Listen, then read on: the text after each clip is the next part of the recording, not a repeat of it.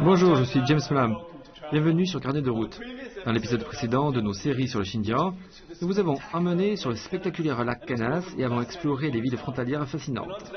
Dans l'épisode d'aujourd'hui, nous vous amènerons autour de Furai et son énorme lac. Nous allons beaucoup nous amuser car nous ferons du sport aquatique, une chasse au trésor et nous verrons peut-être plein d'autres poissons comme ça.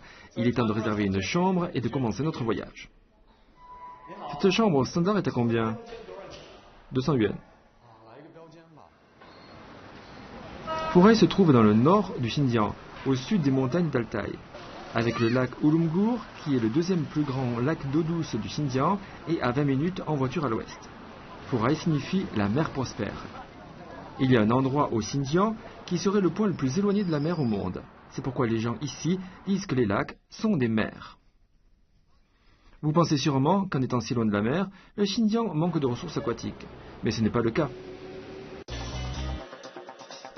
Le lac Ulumgur possède de grandes réserves de poissons qui en font une des principales régions productrices de poissons dans le Xinjiang. Et la rue de festin de poissons est le meilleur endroit pour le vérifier.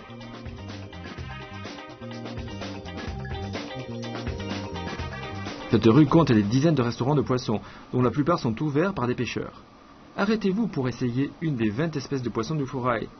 On dit que pour goûter à tous les poissons, il faut une semaine.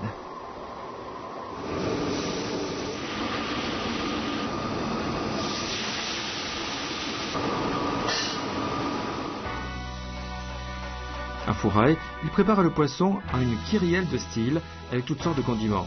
Les poissons sont cuisinés avec l'eau du lac pour garder leur goût original. Ils sont frits, bouillis, à la vapeur, dans des raviolis, en boulettes, de 1000 façons possibles.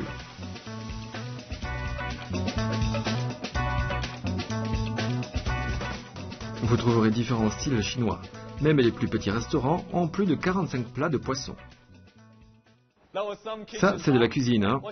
Voir tout ça met l'eau à la bouche. Alors que le reste du Xinjiang est célèbre pour son bœuf et son mouton, Furai est réputé pour ses banquets de poissons. Quand vous venez ici, vous devez goûter un de leurs poissons frais, à table. Les amateurs de poissons, d'ici et d'ailleurs, affluent pour goûter aux poissons frais. Ce type de festin s'impose à Furai, tout comme le fish and chips qui est incontournable quand on visite la Grande-Bretagne.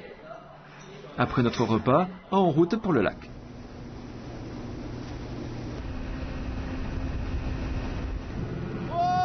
Wow, c'est le chemin pour aller au lac Ulumgur. Air frais qui fouette le visage, la vitesse. Waouh! Environ la taille de Hong Kong, le lac est composé de 3 parties. La grande mer, la petite mer et les zones humides. Nous sommes sur la petite mer, appelée aussi le lac Gili. On accélère. C'est une vraie montée d'adrénaline. Qui aurait pensé ça dans le Xinjiang? Dans le Xinjiang, on trouve beaucoup de yardans, soit des paysages érodés, qu'on appelle souvent des villes fantômes en raison de leur apparence et de leurs sons spectraux quand le vent les traverse. C'est la seule ville fantôme du Xinjiang qui est juste à côté d'un lac. Alors que les architectes de la Renaissance vénitienne ont conçu les palazzos le long des grands canaux, ces palais, qui s'élèvent à 20 mètres du lac, sont le travail de Mère Nature. La ville fantôme sur la mer peut être vue de son sommet ou sur l'eau. De ce point de vue, les falaises érodées ressemblent à des immeubles. Pour moi, c'est comme une Venise en pierre. Et bien que la Chine ait des reliefs de ce type, celui-ci est unique, car c'est le seul qui est au bord de l'eau, d'où son nom. C'est spectaculaire.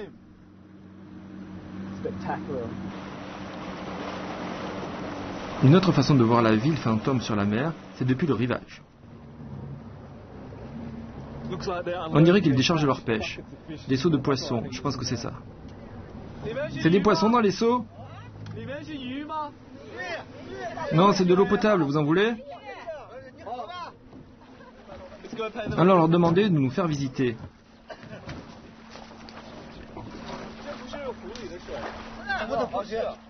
L'eau du cœur du lac est la plus propre et la plus sûre pour la consommation. Vous allez cuisiner? Ce sont des pêcheurs locaux. Ils vivent juste à côté du lac. Oh, ils se reposent en jouant aux cartes. C'est un type de jeu que je ne connais pas. Avec ses majestueuses falaises de schiste et de grès, puis l'eau à perte de vue, vous avez vraiment l'impression d'être au bord de la mer. Maintenant, nous comprenons pourquoi les gens qui vivent ici et qui ne sont jamais allés sur le littoral appellent ce lac la mer.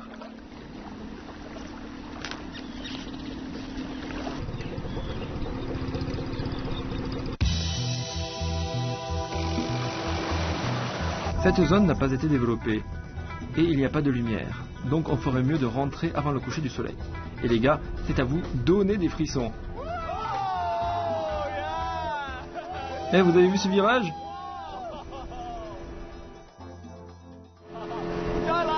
Encore. Ouais, c'est ça. Oui. Nous volons sur l'eau à 80 km/h et encore plus de virages à venir.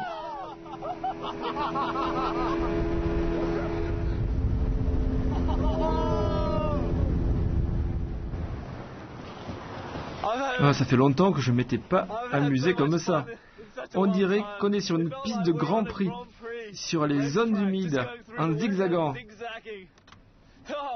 C'est super, non? Génial. Oui, vous devez le faire quand vous viendrez.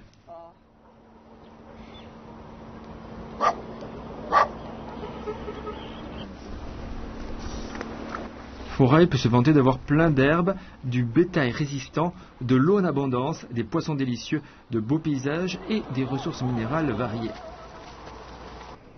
Après ce qu'on a vu, vous ne pourriez pas dire le contraire. Et c'était seulement une petite partie de Fourail. Je vous demande ce qui nous attend.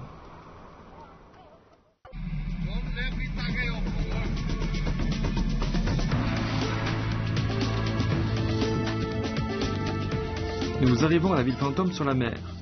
Comme il n'y a pas de route, nous suivrons les traces pour éviter de nous perdre. C'est une route poussiéreuse, mais ça rend l'aventure encore plus forte.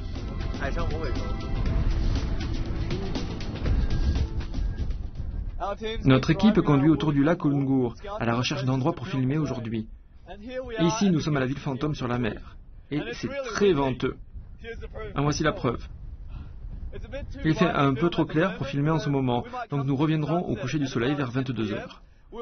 Nous arriverons un peu plus tôt, vers 19 ou 20 h, en espérant voir le ciel devenir doré au-dessus de ce paysage magnifique. Il me tarde.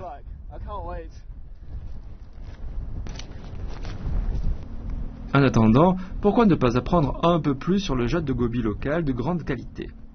Fourail est célèbre à travers tout le pays pour cela, donc c'est à voir. Pour en savoir davantage, nous avons demandé à un expert local de jade.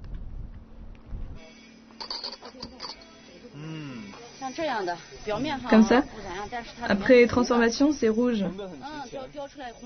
Du jade de Gobi rouge, c'est le plus précieux. Magnifique. Les pièces taillées deviennent plus lisses avec le temps. Si vous continuez à jouer avec en la frottant, la couleur devient plus intense. Le jade de Khotan est le plus connu du Xinjiang, prisé en Chine pour sa blancheur. En comparaison, le jade de Gobi est plus coloré, comptant jusqu'à 5 nuances de couleur sur une seule pierre, d'où son nom, la pierre à 5 couleurs. Vous pouvez acheter une pièce finie ou passer commande. Le jade de Gobi, c'est le meilleur. J'espère qu'on en trouvera pendant notre chasse. Oui, bien sûr.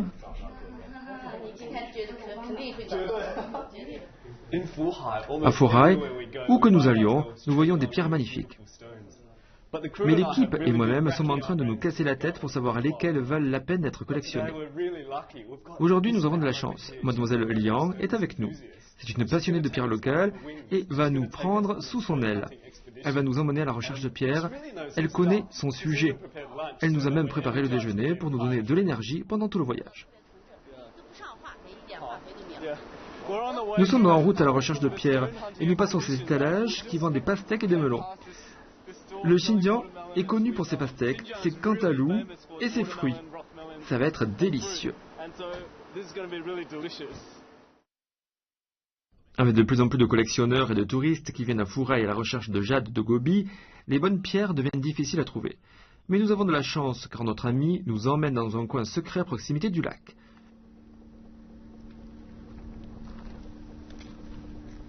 Le jade de Gobi est aussi estimé pour sa dureté qui est supérieure à celle du jade de Khotan, le rendant plus résistant aux rayures.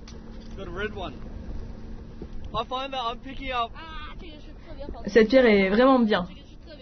particulièrement bien. Bonne pioche! C'est utile d'avoir un expert avec soi. Le jade de Gobi se trouve dans seulement quelques endroits du Xinjiang. Sa production annuelle est apparemment très faible.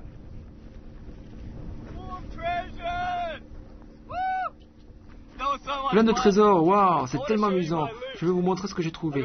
J'ai un sac très lourd. Ce morceau est suffisant pour un petit pendentif. Pas mal. Celle-ci, pas mal non plus. Celle-ci, ça va pas. J'ai cherché tellement dur pour la trouver. Je pensais que c'était un bijou. Et elle l'a jeté comme ça.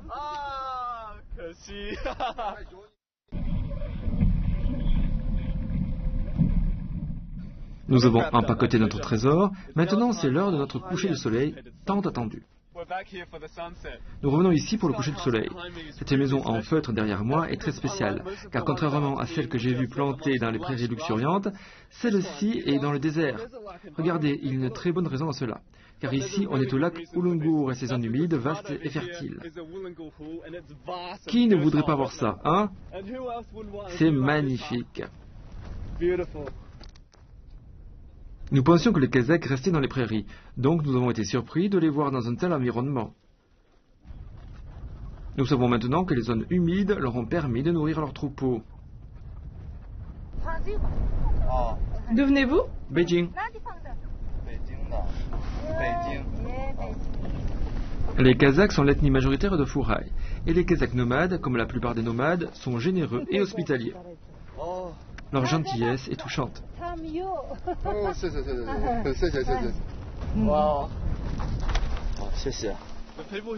Les gens ici sont si gentils, vraiment géniaux, et chaleureux.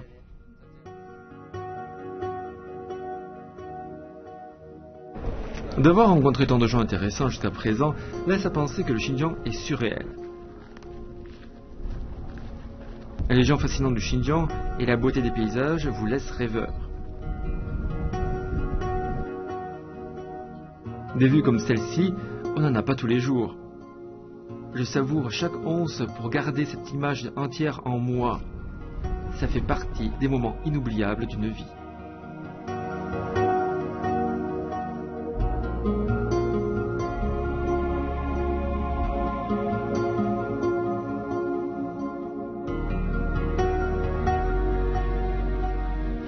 C'est difficile de partir, mais il y a encore tant à voir en vous.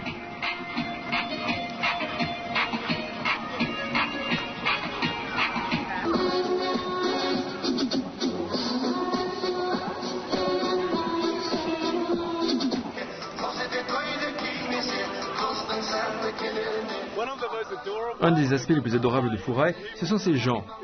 C'est une petite ville de 30 000 habitants. Et où pensez-vous qu'ils se retrouvent le soir? Oui, en plein centre-ville, sur la place du peuple qui est juste là. C'est seulement à 20 km du lac. Voyez comme les gens dansent à l'unisson de la même chanson. On ressent vraiment le sentiment de communauté ici. Ça vous donne envie de les rejoindre. J'y vais. Le marché de nuit est à 10 minutes à pied de la place. À Furai, vous pouvez tester différents types de cuisine car les chefs viennent de toute la Chine. Même les simples poissons grillés ont un goût différent selon les restaurants. Voyager dans le Xinjiang a été une expérience pleine de surprises. Avant de venir, je m'attendais à manger du mouton tous les jours, alors qu'il y a des poissons partout ici. Furai a quand même l'avantage d'avoir de grands lacs pleins de poissons, incroyablement frais, que je dévore. Je suis officiellement fan de ça, la recette grillée. Bonne nuit du marché de nuit de Furai.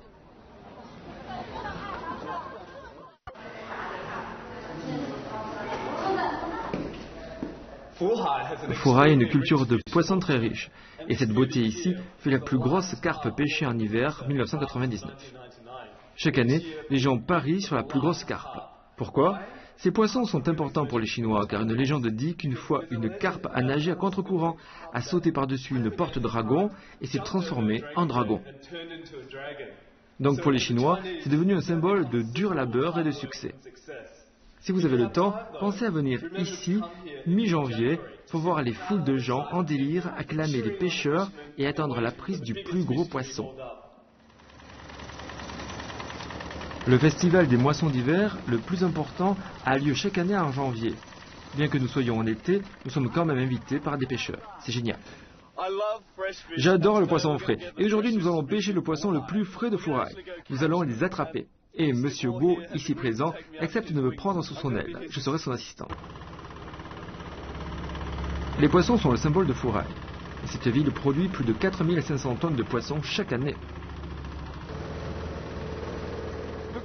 On dirait que les oiseaux aiment ces zones humides, pleines de poissons qu'ils peuvent manger.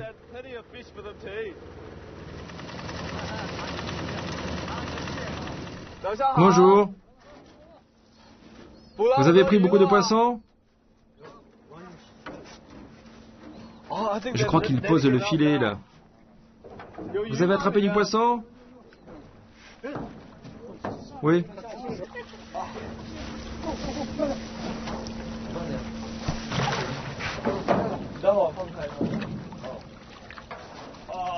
Regardez ça! Du poisson, en veux-tu, en voilà. Je crois qu'on a une carpe.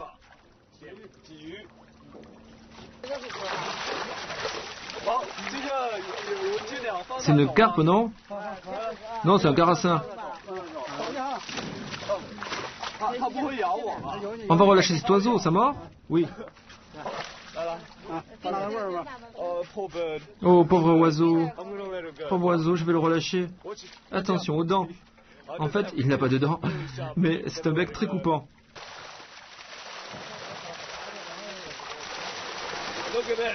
Regardez. Je suis tout trempé. Ouais, une roussette. Mon préféré. C'est mon préféré. Donc la roussette, vous voyez ses dents? Ça ne vous donne pas envie de l'embrasser. Peut-être pas, non.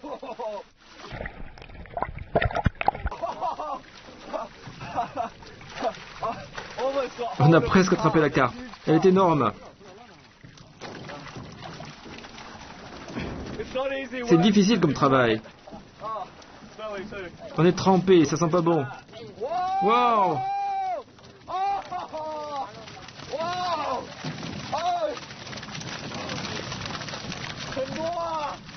Il y en a plein. J'ai jamais vu autant de poissons.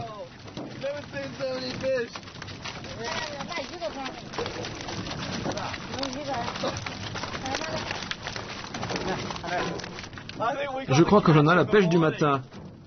Regardez-moi cette carpe. Une beauté. Vous voyez? C'est gluant et elle n'embrasse pas bien. Avec le plus gros poisson de la matinée, nous rejoignons la famille du pêcheur pour le brunch le plus frais. On va voir du poisson. Quel âge a-t-elle? Un peu plus d'1 an. La maîtresse de maison est généreuse en assaisonnement. Je me demande quel goût ça aura.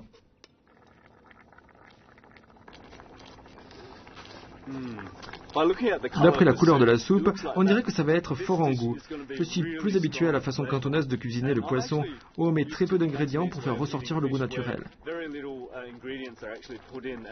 La façon de cuisiner le poisson ici est bien différente. Ça sent très bon et je pense que ça va être délicieux aussi.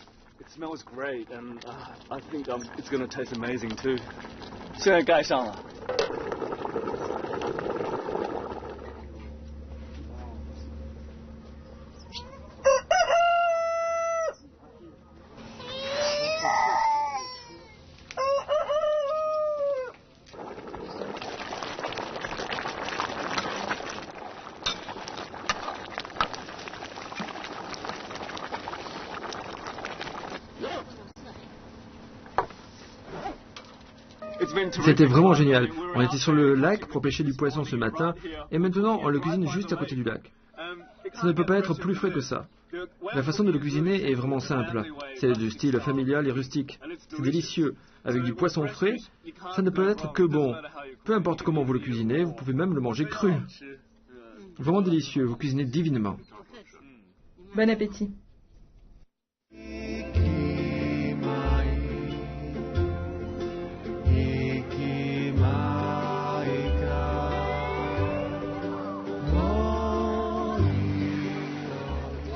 Du côté est du lac, c'est la Côte d'Or, longue de 10 km de Fourail.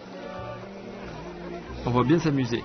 Plus surprenant peut-être, car le lac est tellement grand qu'il peut y avoir de grandes vagues. Suffisamment grandes pour surfer. En été, la température de l'eau est à 20 degrés, comme j'aime.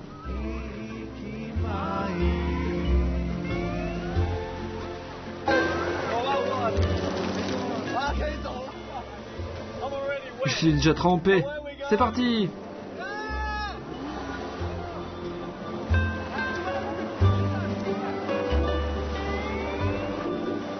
J'ai grandi dans une ville côtière, mais je n'aurais jamais pensé faire du jet ski pour la première fois au Xinjiang, une ville à des milliers de kilomètres de la mer. Même avec le coach qui conduit le jet ski pour être sûr qu'on n'ait pas de problème, ça file quand même des frissons. C'est une vitesse à se rompre le cou. Les virages serrés me donnent l'impression que je vais tomber dans l'eau. Ça donne des bouffées de chaleur. C'est explosif.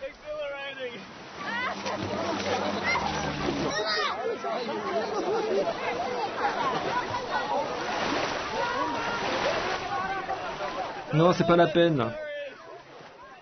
Bien que cette plage soit simple comparée aux côtes balnéaires, ces activités et commodités vous laisseront penser que vous êtes au bord de la mer. C'est du poisson grillé. C'est quel poisson? De la roussette. Mon préféré, c'est combien? 50 yuan pièce. Bon appétit. C'est le luxe.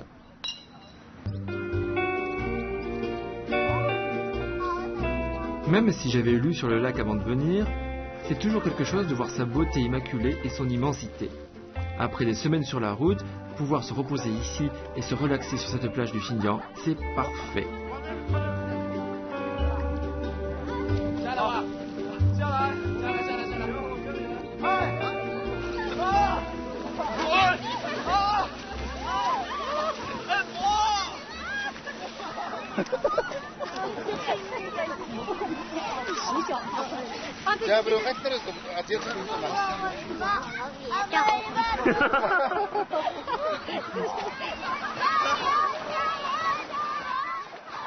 J'aimerais rester dans l'eau pour toujours, mais comme on dit, toutes les bonnes choses ont une fin.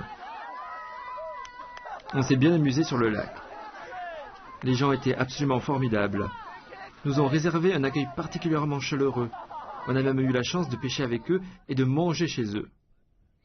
Je vous recommande vivement de venir vous immerger à Fourail, comme nous.